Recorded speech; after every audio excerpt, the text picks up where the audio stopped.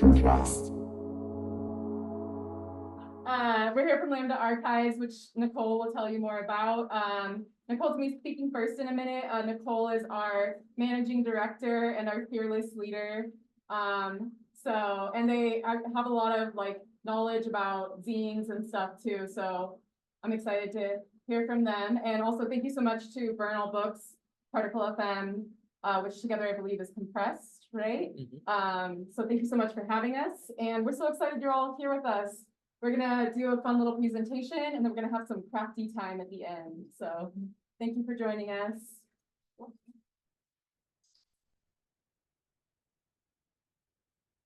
Awesome, thanks.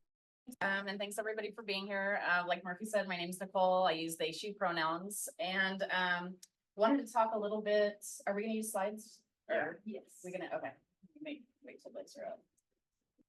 Perfect. Nice. All right, can we go to the next one? Sure. So I wanted to talk a little bit about Lambda Archives. So the mission of Lambda Archives is to collect, preserve, and share the local LGBTQ+ history in San Diego, Northern Baja California, and Imperial Valley region. If you know where Diversionary Theater is in University Heights on Park Boulevard, we're actually in the same building. We share a building with them.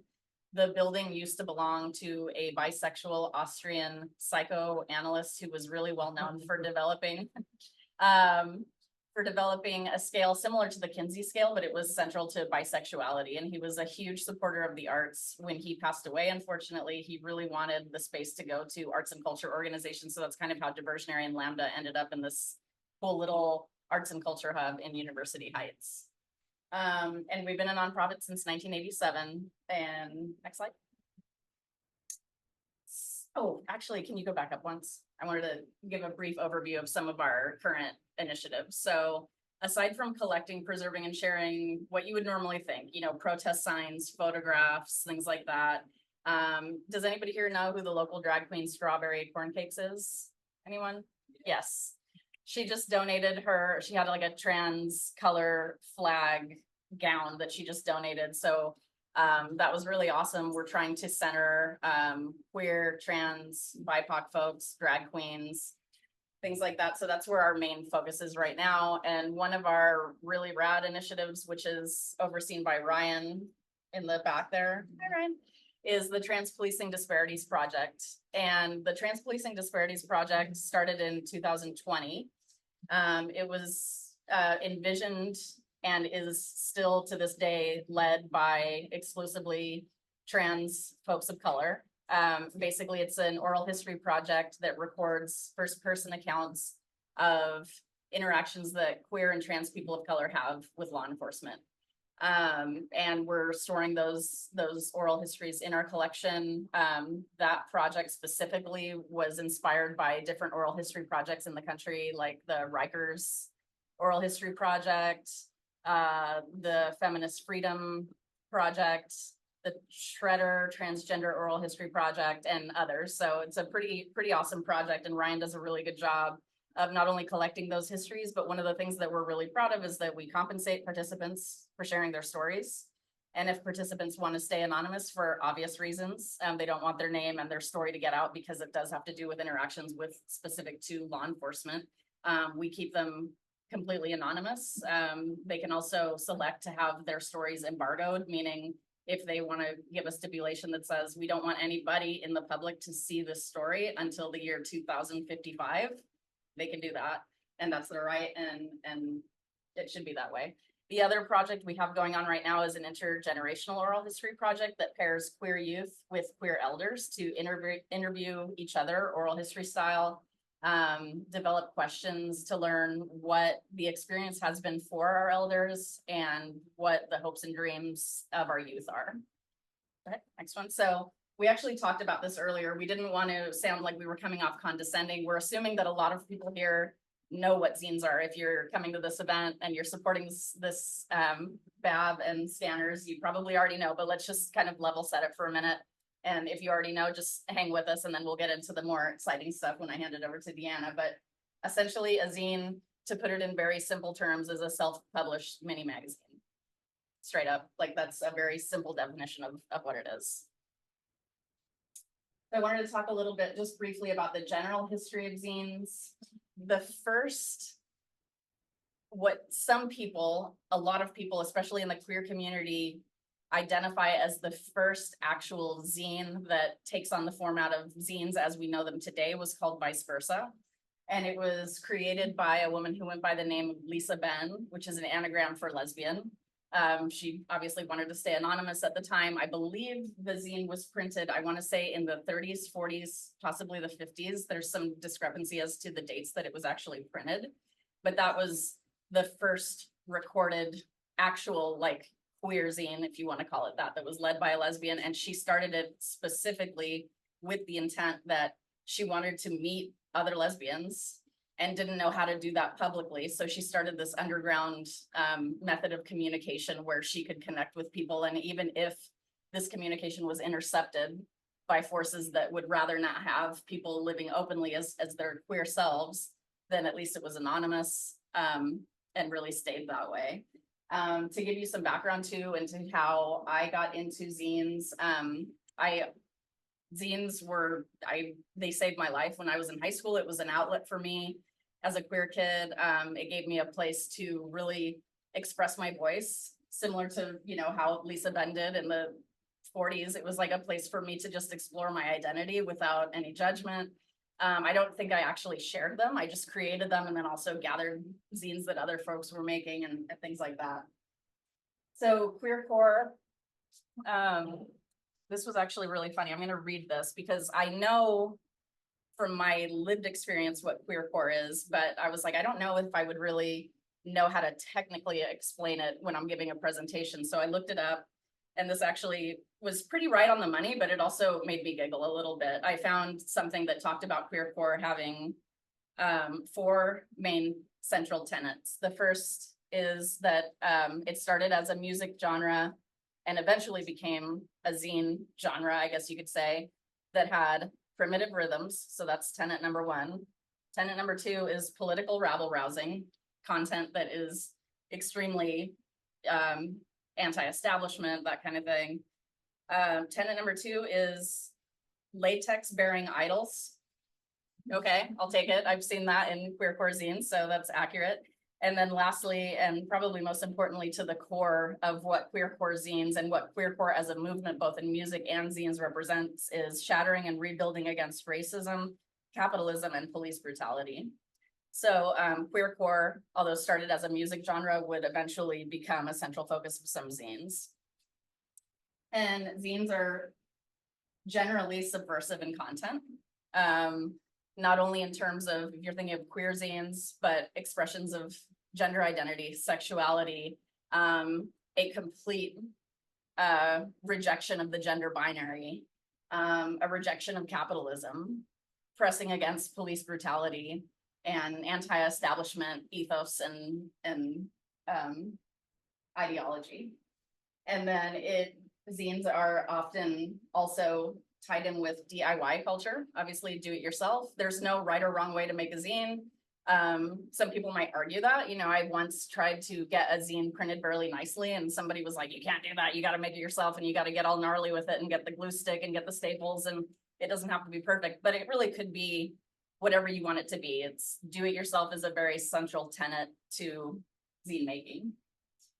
And it is a social movement, grounded in resistance. When I was in grad school getting my master's degree, I wrote my thesis on Riot Girl and the way that they use zines to reject the gender binary and press against or display anti-establishment ideologies and things like that. So zines show up in a lot of different social movements, from Black Lives Matter, queercore, trans rights or human rights, you name it. If it's anything where there's a certain segment of our population that is being disproportionately impacted by negative either interactions with law enforcement, the government, there's probably a zine focused entirely on what that topic is. And then lastly, I did want to touch on this because I do think it's really important. I don't know how old most folks are in here. I'm almost 50, so when I think about the zines that were around in my day, they were very white. They were led by white folks, and I like Riot Girl just as much as the next. You know, I was a huge fan of that. I was totally into it. But over time, I think there has definitely been a movement. There are several zines now. I'll name off some of them that I really like. Burn Something Zine, Black Women Matter Zine, Blue and Black, Stories of Policing and Violence, Shotgun Seamstress, and the POC Zine Project are really awesome zines that decenter whiteness, which was actually the kind of the trend in zines, I would say, for a long time, at least when I was growing up, it is. And Kathleen Hanna, who's awesome and sometimes is attributed as the face of not only the Riot Girl movement, but of feminist zine culture herself. If you follow her page on Instagram, she's constantly calling that out, that she was part of perpetuating that system of harm, that, you know, zines were very white. And she's giving credit to a lot of the zinesters that are coming out now and in the past decade or 2 decades, I would say, that are people of color, that are writing about issues like sex work, trans and non-binary rights and things like that. So I did want to touch on the fact that there was definitely a disproportionate amount of white zinesters for a very long time. And that's not really the case anymore. Okay. And I think I'm going to give it over to. Well, it's Dia. not, Oh, yeah, well, it's Ryan and Murphy, but I could definitely okay. fill in some Sorry. space, you know, yeah, so I just want to draw your attention a little bit to this table here. So we have some materials that you can look at after the presentation to kind of dig in, and we have some freebies here, zines and pamphlets. These stacks of books here come from UCSD, which is to say, don't walk off with it. But we have a Riot Girl collection. We have Notes from the Underground. We have the Stolen Sharpie Revolution. So just, you know, different things that if you want to like look in and kind of dig inside, those will be available. And also some of the source materials for the collaging that we have is here. So fragments of Sappho's poetry is up here. Prison Narratives by Leonard Peltier is also here, and we have Assata Shakur's autobiography. So that if you're interested, those are some of the source materials that we have for collaging materials. But I'm gonna hand it off to Murphy and Ryan. So hi, y'all. Thank you. No. I'm Ryan. I identify as transgender and queer, he, she, they pronouns in no particular order for me. And I'm as Nicole introduced me earlier, the oral history project coordinator over at Lambda. Y'all heard about TPD, trans policing disparities. So if any of y'all identify as trans and have any kind of encounters with ICE or military police or campus police or SDPD in general, come talk to me. We'll chat after this. If you want to share your story and whatnot. This thing right here is actually one that I made for one of the narrators, a trans woman who's like my personal hero. She punched a SDPD officer in like Pacific Beach during a Black Lives Matter protest, but she's still like incarcerated to this day. She's about to get out. It's been a couple years now. It's been like 4 years for punching a cop in PD for Black Lives Matter. And it was just wild because she's in like an all men's facility. These are just some of the kind of little 8-fold 1-page zines, as y'all know, that have been kind of produced through and from staff and like interns and students at Lambda that I love. And this is just a really cool full circle moment because I never thought I'd be like talking about zines at my job because they have like such a like an intimate relationship with me and like, I don't know, being like a little teenager into punk and stuff. That's how I got introduced to zines in the first place. You can go to the next slide. So this is like a little zine library that I put together at Rebel House. If any of y'all been there, it's still going. It's in Choyas Heights. That's where RuPaul grew up, and it's a anarcho-commie egalitarian run, like queer, trans, and Black queer house collective. And we put together this like really amazing like zine library. A lot of these I obtained for free, like almost like 50% from like the Che Cafe, which is like my favorite venue to this day. If not there, like at the anarchist like book fairs, you know, zine fest, stuff like that.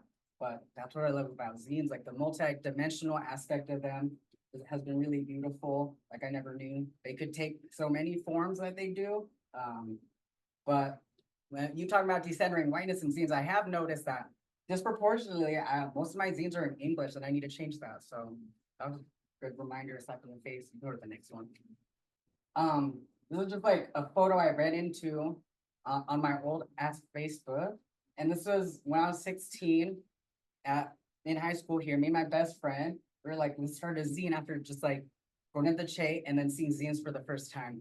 And we really liked the Germs at the time, so we called it What We Do Is Secret, which is a song by them. Everything was like the Germs for me back then. I named my dog Darby after like a lead singer, and I don't know, we were little, so we didn't know what to do it on. So every time we push or press this out, like underneath here, it says like, What We Do Is Secret. Skate, hike, bike, skate, paint, sew, create, DIY or die. It was so extra. But it was like, I don't know, it was hot. It was a hit, I would say. And eventually, like my best friend, she moved to like Arizona to live on the res. She's like Navajo. And so we decided to make it a split, which is like super common in like punk. Seems like you'll see like split records or like split zines, which is really cool. Definitely encourage like I love me a nice split zine. That's that. Can we go to the next one? And then like jump 10 years later, I was involved with the Trans Pride Planning Committee here before it unfortunately, very sadly, like got absorbed into like Pride, San Diego Pride. And I was like the last zine vendor there. This is Accomplice is Not Allies was one of the zines that, you know, was decided to be distributed out completely for free. The Queer Ultra Violence one right here is the Spanish equivalent to it. You can find both of these online, the PDFs for free at Indigenous Network. Indigenous Network. You can find it through that, and yeah, completely free. So I love that about a zine. You can go to the next one. Oh, that was also another one that was just distributed and disseminated at the last Trans Pride. You can go to the next one. Oh, and then so like jumping back to, you know, getting this job here at Lambda like a couple years ago, started during COVID. I had my little zine library with me and I didn't know I'd ever be like working on oral histories or anything like that. So it was really cool that like, it just kind of fell. It was like a full circle moment. This fell into my lap. Like I have this community and transition zine right here to the left, 4 years of struggle. And it's like the first transgender oral history project that had ever been done. And it was just like, I don't know, I had that. It informed a lot for trans policing disparities. And I made a zine about that. So that was really cool. It's like a dream job next to like Spirit Halloween for me, you know? You know, the next time. And like, this is like a little digital kind of image of one of the pages within that, which is I'll have back there if anyone wants to peep it. You go to the next slide. Right? Yeah, if you wouldn't mind going back to a handful of slides to the bunch of 8 folds. Perfect. Yeah. Okay, cool. Thank you so much, Ryan. Yeah, so I've enjoyed so I'm the youth programs manager at Lambda Archives, transitioning into like community education and engagement manager. And I've only just started working here the last year and a half, and I really love it. And I really love that we get to make zines at Lambda, which is super fun. But so I've only actually been making zines the last couple of years. Ryan's one of the people that kind of helped introduce me to that. But I've always really loved like collaging and the DIY stuff. So it was just kind of a natural fit, which was really nice. But it's been really fun to play with like the different things that we can do with zines in like a community setting. These are this one here and this one here are two that were made. Oh, I think in this one here were ones that were made by students in my youth programs. So we asked them if they wanted to make like zines about identity or about topics that they were interested in. And these were some of the ones they came up with. And I think we might have some of them here. We also have some at Lambda Archives if you ever want to come by, and we're working at getting more of ours online as well. But I really love seeing like what the youth create with zines. I highly recommend if you work with youth, encouraging them to make 8-fold zines. Like it's really beautiful seeing what they come up with. They're so creative. Even the ones that are like, I'm not creative, and then they make the most amazing things. It's really cool. And then I've also done a handful of like lightly educational ones. So, this one here, we had, at Diversionary, they were playing a play that had to do with, I think it was like a father and son going to the drive-in movie theaters and like watching horror movies. And so they were like, can you do something horror related when the students were on campus touring the archives? And so, we did a little digging into like queer horror history, and, I created this zine based off of that. And I think that one's in most of the bags at least. I have a handful more on the back or up here as well. But it's just like a brief intro, kind of more so from the youth perspective of like, intro into horror, and then also kind of like, for them to pay attention to like content notes and stuff like that and check in with how they feel, because it was a youth focused one. But a fun thing about this one is it kind of took off, and a lot of our friends of Lambda really liked it. And, someone that we knew who does a queer horror podcast got a hold of it and really liked it, and had wanted to do an event with us already, and then saw this and was like, oh, like, let's do this. You guys clearly like queer horror too. So it kind of like, sparked a whole queer horror event. And then we did showing a Rocky Horror Picture Show at Diversionary Theater, which was really fun. So it's just fun to see like what can come from zines when you go out and disseminate them. And then also just like all the different types of things zines can be, like, as Ryan mentioned, like educational, informational ones, all types of topics. We have like identity and pure like art and creative zines. We have educational ones for adults and students. So yeah, that's a little bit of my experience with zines. It's been very minimal for me so far, but I've just been diving right into it and having a lot of fun with it. Yeah. Oh, sorry, one more I was gonna show you. One more type I wanted to hit on is, we've been playing with some interactive zines too. So this one is our like V1. We're gonna make a bigger one in the summer, but we made this for students as like a little activity zine kit. And this was nice because this is just like literally 2 pieces of paper that we printed on our own printer at work. But we're able to like introduce them briefly into some historical topics, since like, you know, history's our thing. So we have like info about Lambda in the front, and then we did a word search with like names of local historical figures. And then we're like suggesting to them like, hey, go and Google these names after you do this word search. And then, our little like Lambda logo, this is our Lambda mascot, that's the word, Dorothy, like the whole friend of Dorothy thing. And then we had some little activities, and then like a map of gay places in San Diego from, an old gay magazine in our collection. So yeah, we just like to kind of do some of our mission obviously is to like share local queer history. So we try to like slip that in little fun ways. And this is one of the ways that we've done that. So whatever your like personal mission is, or if you have a workplace where you're trying to like disseminate information in any way, zines are a really fun way to do it. And then we also have a lot of, while I'm up here, I'm just gonna mention a little bit of what's in your bag here. We've put a handful of zines that we've created at Lambda in here, and then also some zines that Ryan had from the past that we've put in here as well. So there's a mix in there, different zines we wanted you to be able to check out. And then at the end, we're gonna get to make zines too, if you want to. And we have like extra crafties in the back for materials for that. And there's also some like loose googly eyes in your bag there. So yes, thank you.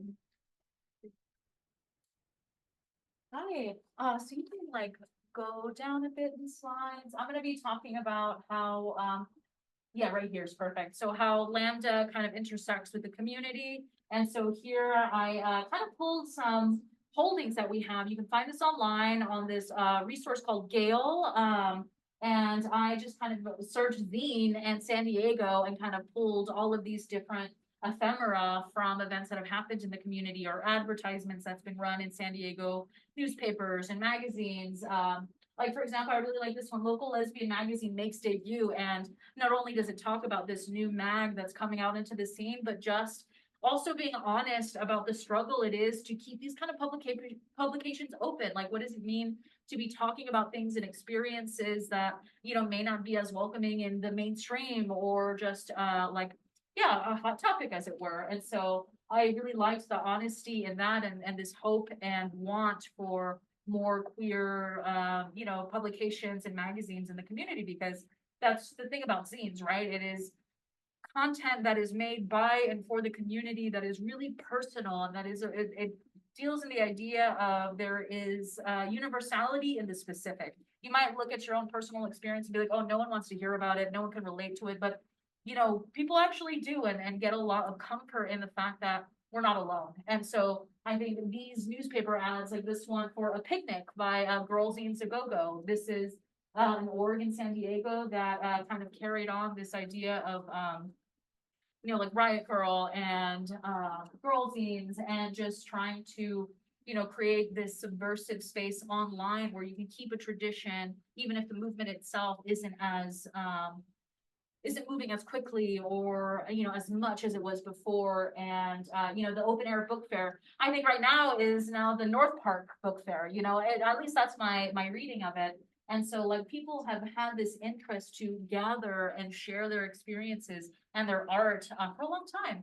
And that these communities can be as ephemeral as the things that come out of it. And so, you know, again, like we're not alone, we're not the only ones feeling and thinking this way, and that there's always going to be someone who is going to, you know, join and do this. Can you go to the next slide, please?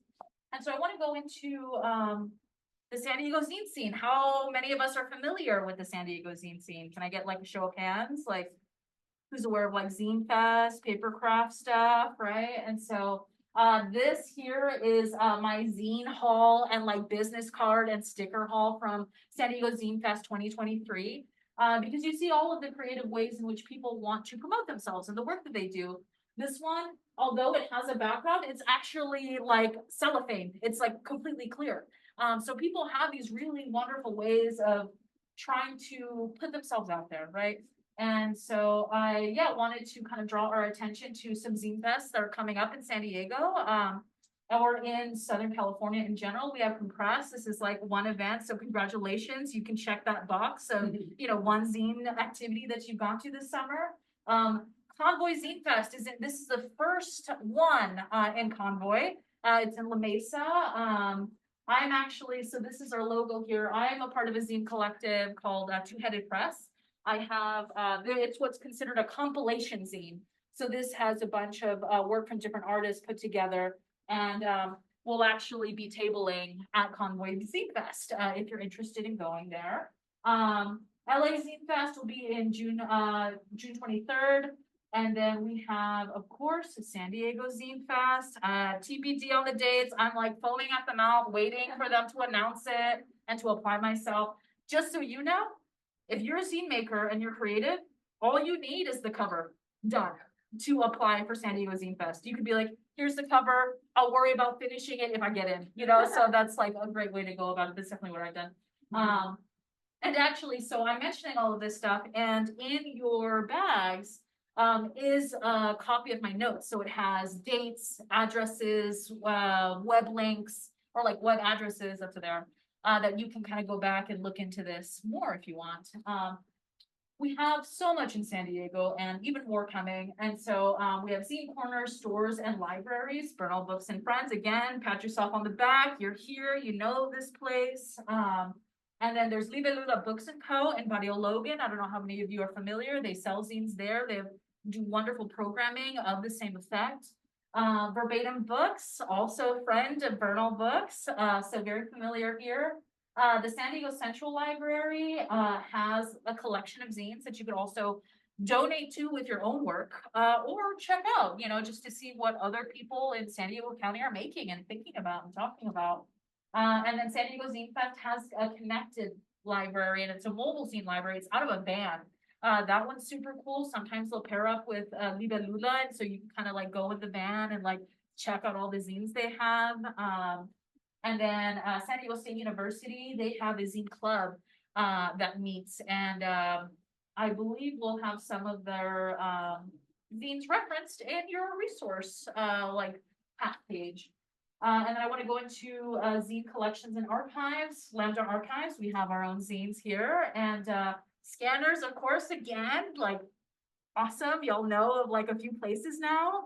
And San Diego State University has a zines and mini comics collection. I had the great pleasure of going there, and I actually didn't get to, I was so excited, and I was looking at the online catalog. I didn't get to the point of looking at the zines themselves, but I did share with y'all a list of those zines, because I picked out ones that kind of how, you know, that intersect with Lambda, that have to do about queer politics and, you know, anti-capitalist thought and, you know, anti-military and policing. And so, you know, I even listed what reference boxes they're in, so you can very easily request, you know, which box it is that you want them to pull out to check this out, which is to say,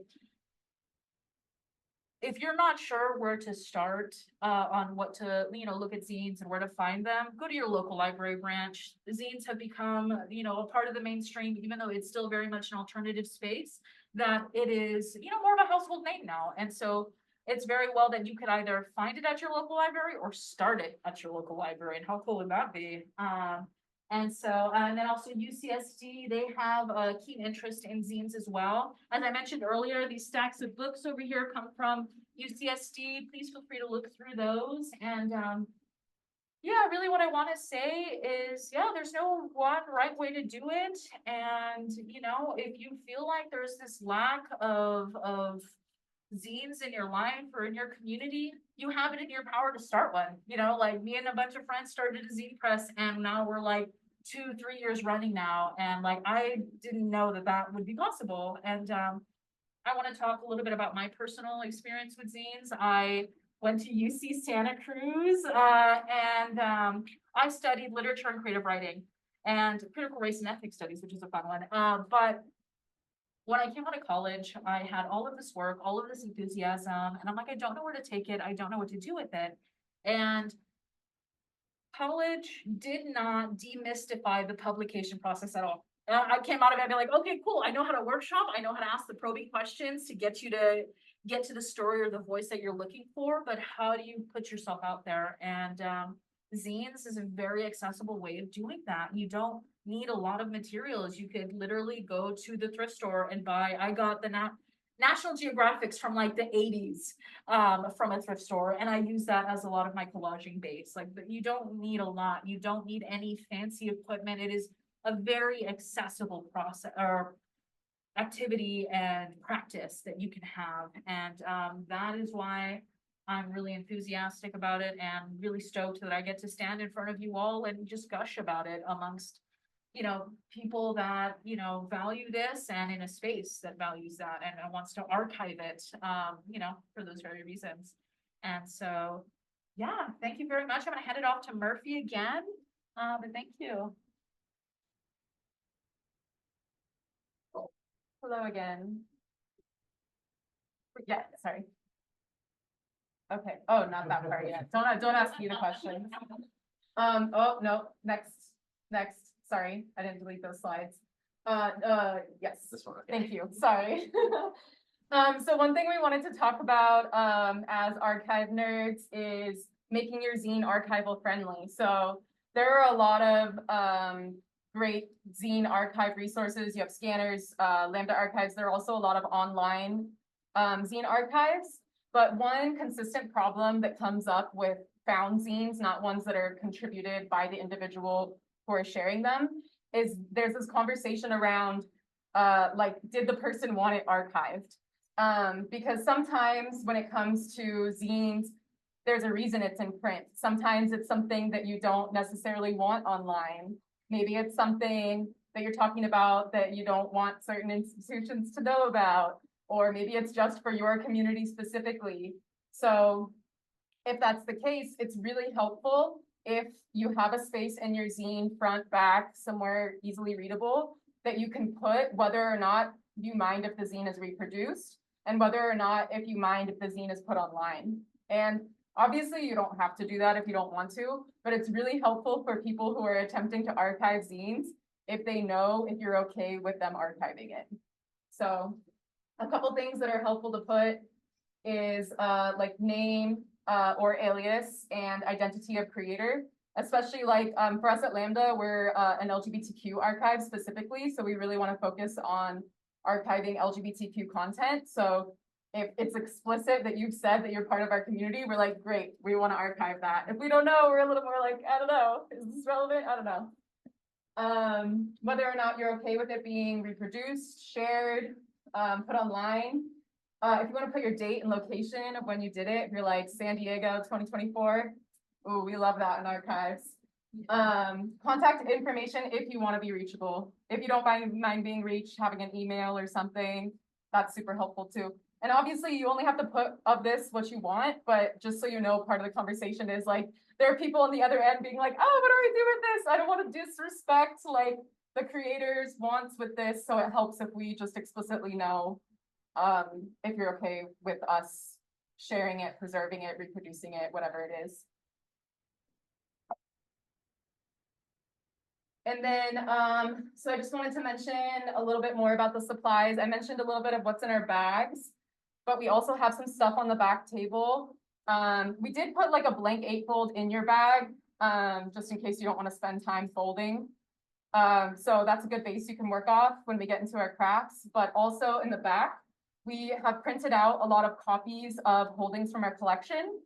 And we have like a lot of fun little images from our image collections. And then also some reproductions of different relevant like newspaper clippings and things like that from the local community. So some of them, there's like some fun reading in there too, but there's also some really cool images to use for collaging. There's a lot of silly stuff too, like a man in a banana suit and things like that. We also have like foam letters, googly eyes, glue, stickers, colorful paper, all of that stuff. So we just wanted to provide you as many options for the creative zine making part as possible, so you can just unleash the creativity and have fun with it.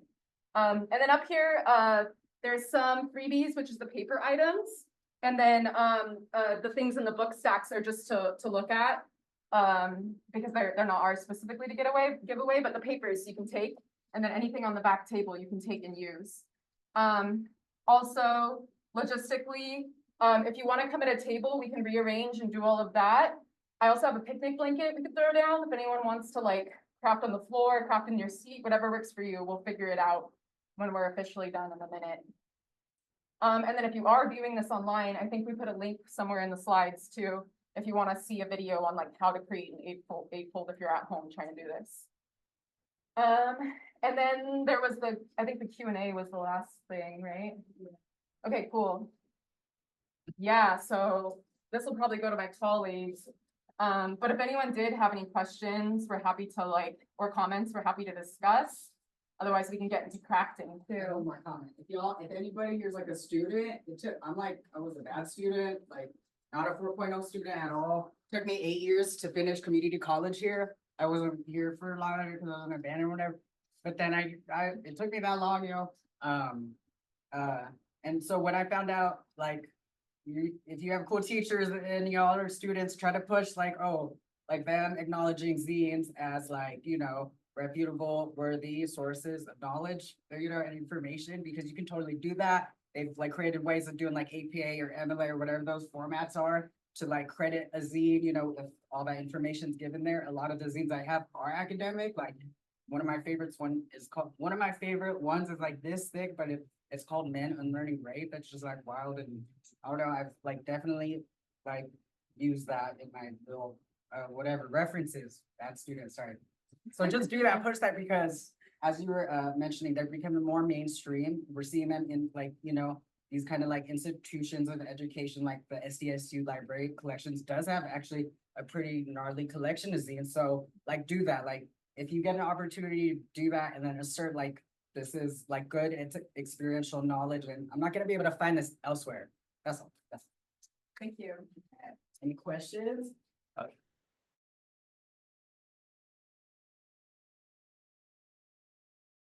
Go ahead. I think you mentioned that we did a split zine. Yeah, that was my first zine. It was just what we do is secret. Was the one I made in high school.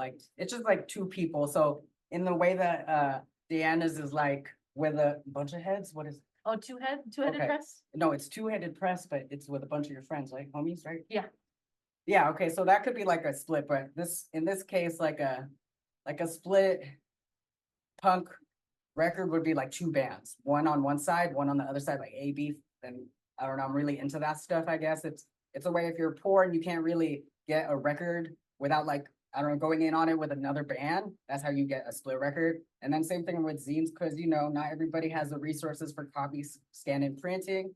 And so that was something me and my homegirl did, just like in high school, split. But I'm down to getting a split with anybody here tonight. I'm so excited about that. Like, I'm down.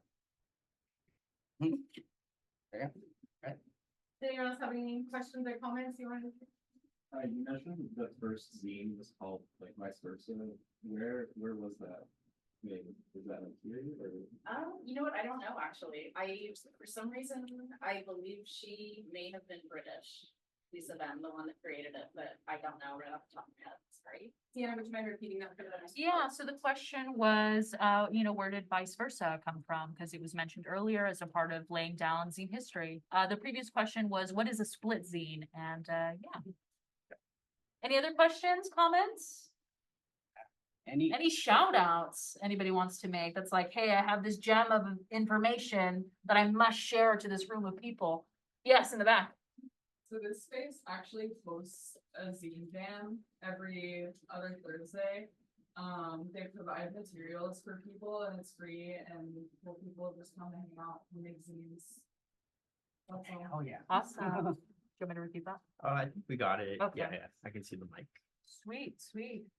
And then if anybody here has like queer, trans produced zines that y'all made here and want to like email us at Lambda Archives, I will go and want it to be like up and available for community members to go peep at the archives. Like, I have some cards or whatever, or just like email anybody at Lambda and I'll get that out for y'all.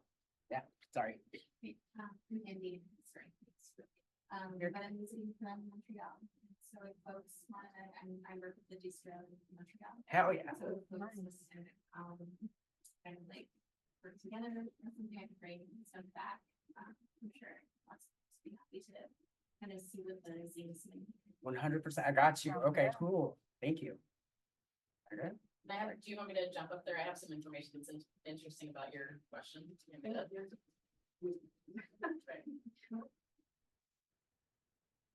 All right, so I was wrong, not British, but in 1945, Edith Aide, a young secretary from Northern California, set out for Los Angeles to escape her overbearing parents.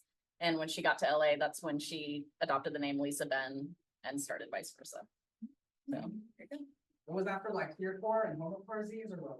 Or like that zine you're saying of like that kind that we know? yeah, and that was in 1945, so she was a lesbian wanting to connect with other lesbians, and that's how she did it. And isn't Lisa Ben like lesbian? An anagram for lesbian. Yeah. Oh, okay. Yeah, so there you go. But yeah, before we jump into the workshop part of this, I did want to thank once again Scanners, Burn All Books, and Council President Elo Rivera's office is here, and we super appreciate you coming out to check us out and support. Do y'all want to take it away with the workshop portion of this? I think we mostly introduced it, so. Okay, Yeah. great. But yeah, thank you all so much for coming. As I mentioned, we're gonna do the fun zine making part now, so just let us know if you need anything. We're down to help, like we can move chairs, we can do whatever we need to do to get to the fun crafty portion. So thank you all.